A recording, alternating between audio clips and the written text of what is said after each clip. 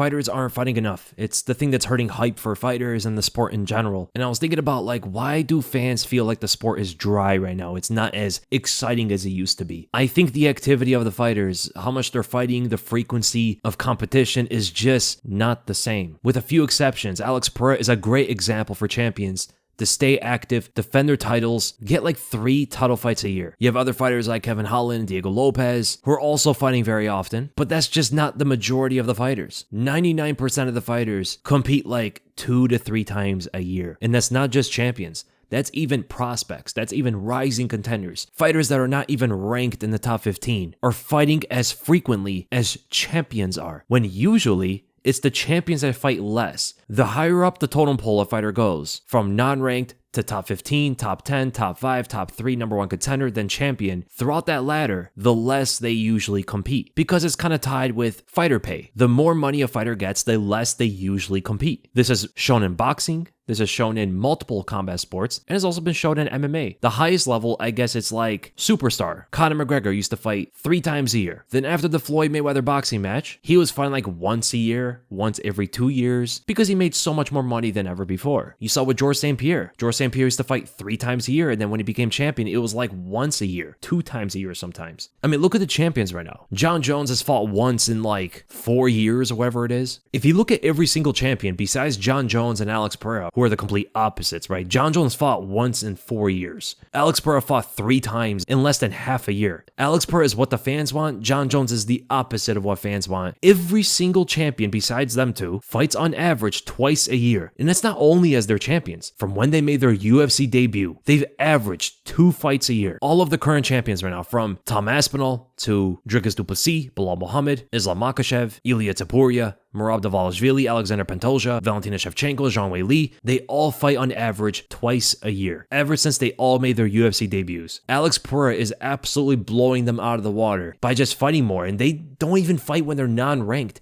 They have the same level of frequency throughout their entire UFC careers. From when they debuted to winning the championship to defending their titles, they fight twice a year. And I was questioning what's stopping these newer fighters like Bo Nickel, like Peyton Talbot. These fighters are not yet ranked, they're not yet established veterans or something like that. What's stopping them from competing more often? Because they're fighting just the same amount as high-ranked fighters are and champions are, when that doesn't make sense. Newer fighters should be competing more than ever, right? They should be getting like 4 to 5 fights a year, maybe even more. I don't know why 5 fights is like the threshold. Boxers in the beginning of their careers are fighting 8 to 10 times a year sometimes. Muay Thai fighters are fighting way more often. But you got Bo Nickel and Peyton Talbot fighting like a couple times a year. And that's what exploded Hamza Chimaev. Hamza Chimaev's stardom began when he fought twice in a single week. He destroyed 2 opponents in a single week. That's what made him so popular. Right? That's what made him so famous, and all the fans loved him for that, because he was not only putting on great performances and going for the finish, and he grappled in a way where it was exciting to watch, but he was so active as a fighter. He wanted to fight Damian Maia immediately after he beat Li Jingliang. But then all the steam kind of died out when he started fighting like once or twice a year. He was getting sick and all that stuff, so it's not him wanting to fight so less frequently, but altogether that's what the fans see from Hamza. It's a guy that just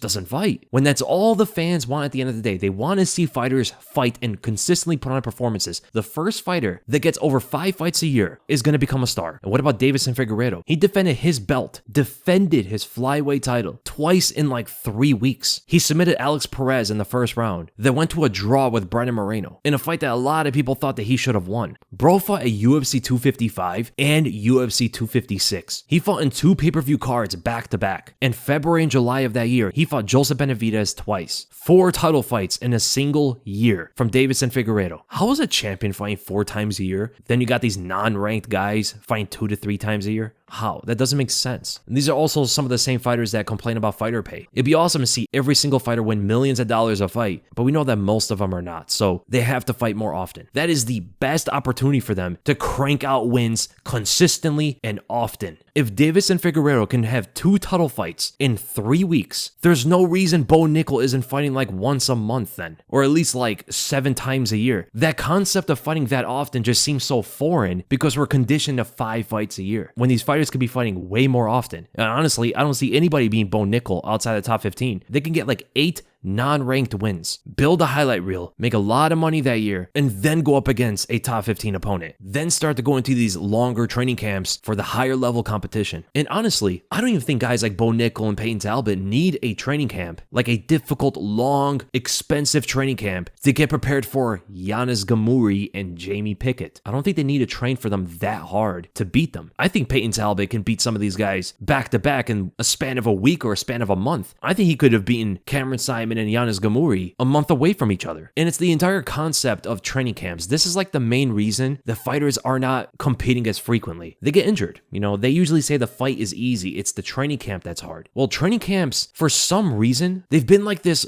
quote-unquote requirement for every single fighter at every level, when that's not true. These long training camps are usually for the top fighters, top contenders, champions, superstars, fights that have a lot of stakes. But a new fighter who just debuted in the UFC, they don't need these long training camps to get prepared for opponents who are obviously not on their skill level. Peyton Talbot knocked out Giannis Gamuri in the second punch that he threw. He did not need a training camp for that. Even leading up to the fight on paper, Talbot was so much better than Gamuri. He could have just trained normally, get better as a fighter, learn more grappling technique, drill striking techniques and all that stuff, get into the fight with Giannis Gamuri, knock him out, and get ready for another fight. I honestly think someone like Peyton Talbot, who's one of the best prospects in the sport, he can beat opponents month after month. Each month he gets a fight, beats that guy, until he eventually fights the top 15. He builds himself a nice highlight reel, becomes a star, but then when he's ready to fight a top 15 fighter, that's when the training camps are a lot more important. I don't think every fighter needs to have a training camp, or at least a training camp that's like 2 months long, specifically training for the opponent's style, training like 2 to 3 times a day.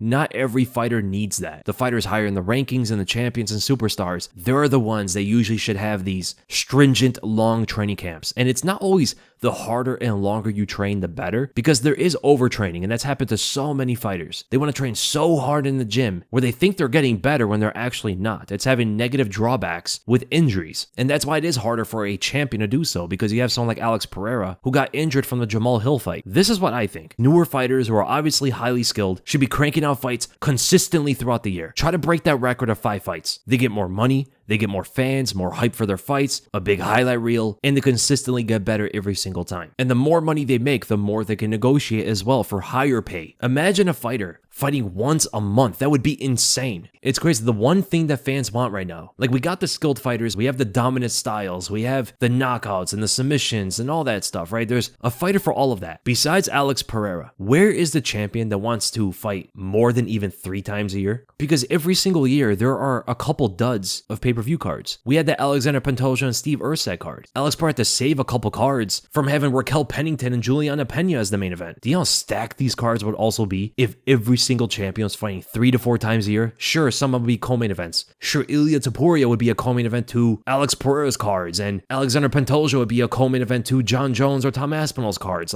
That's fine. There's nothing wrong with that. They still get pay-per-view points. They still get a lot more money. In fact, they would get more money. Ilia Topuria would make more money if he's the co-main event to an Alex Pereira card than if he's the main event of his own card, because Alex Pereira brings in more pay-per-view buys. And if you're a champion on the same card, you also share in that pay-per-view buys. Same goes for Alexandre Pantoja, but if he was under a Jon Jones card, that would be different. Or if Belal Muhammad was a co-main event to Alex or Jones or Dricus or something like that, Do you know how insanely stacked these cards would be if these fighters fought more often? And the UFC wouldn't need as big of a roster as they have. They wouldn't need 700 fighters. There's 200 of them. They're clearly not on this level. Yeah, I don't know, but that's my thoughts on the whole fighters not fighting that often. And if they did, it'd be amazing for everybody, right? It'd be amazing for them. They make way more money. They become more famous. The fans would absolutely love it. The brass would love it too. But it seems like the fighters just don't want to fight as often, even as the other champions used to, like Kamaru Usman, Israel Adesanya, Alexander Volkanovski. The champions from before were fighting way more often than the current champions, but hopefully they do start fighting more often. Man, that would be amazing.